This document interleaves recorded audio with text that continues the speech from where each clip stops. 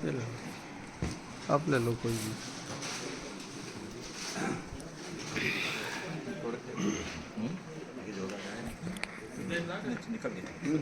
एक दिन है जो सबका आना है, और मैं कई मौक़ों में, चाहे वो सिंगर रजिस्ट्रार साहब के यहाँ हो या संघ में हो, तो वो मुझे पल याद आ रहा है कि जब मैंने पहली बार 16 नवंबर को मैं वहाँ से चला अपने हमीरपुर से, मेडिकल सर्टिफिकेट बनता है, तो पहले तो 4-5 दिन विचार होता रहा कि ज्वाइन करना है कि नहीं करना है, क्योंकि मैं इलाहाबाद में तैयारी कर रहा था।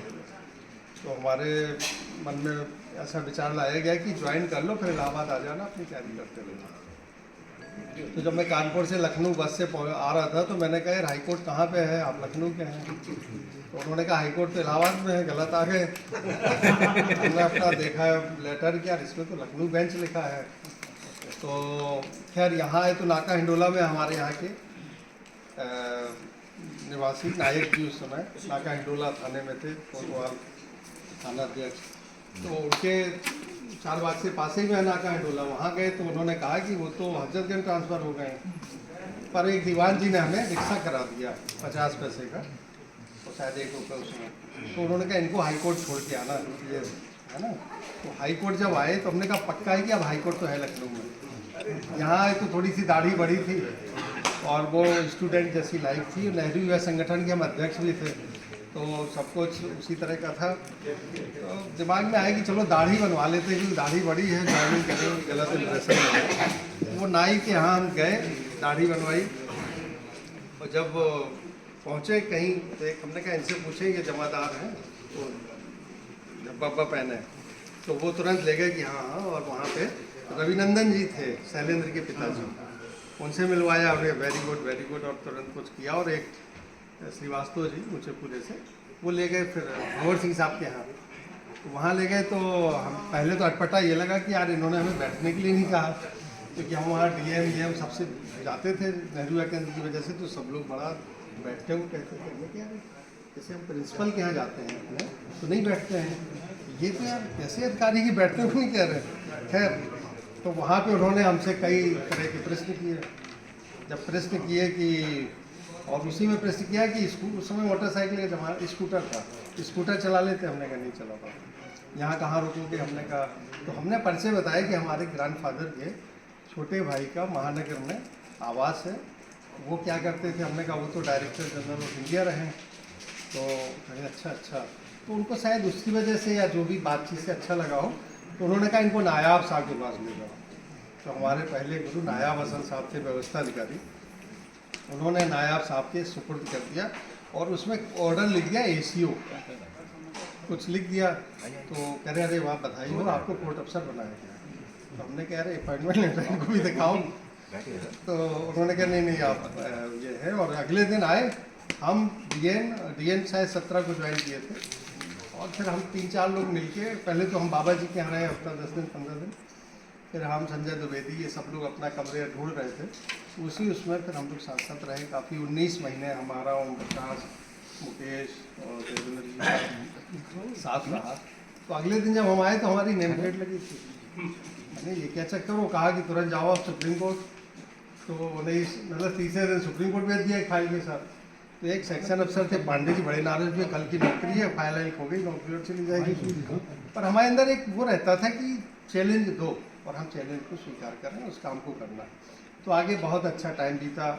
तो वो पहले प्रोटोकॉल का ऑफिस नहीं था, तो हमारे जुम्मे में आया प्रोटोकॉल। तो हमने ये तो और अच्छा, लाल बत्ती और सीधे वहाँ जाओ एयरपोर्ट, और मीराबाई गेस्ट हाउस हुआ करता था, तो वहाँ गए और नैम सारों में अयोध्या घुमाया करते थे, प्रसाद लाते थे, तो इन सबको खिलाते थे, बुंदी मिलती थी।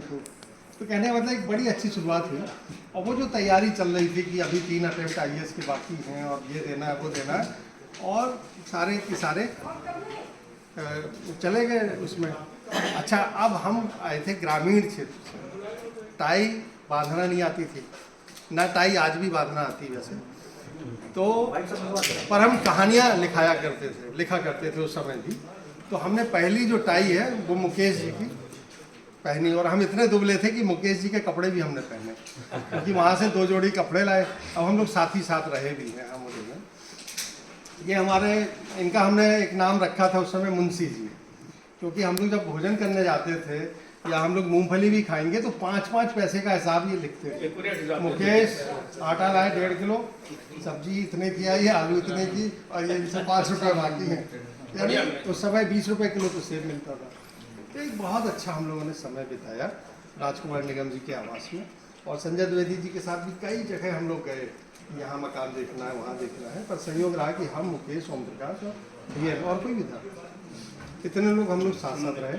फिर धीरे धीरे बारी बारी मुकेश जी अपनी जगह गए, ओम प्रकाश अपनी जगह गए, फिर हम डीएन उसमें रहे काफ़ी समय। और इनके साथ एक और किस्सा छोटा सा, तो जब जाड़े की छुट्टी से लौट के आए तो वहाँ देखा कि कमरे में चूड़ियाँ टूटी हुई थी और बिंदी लगी थी कई जगह।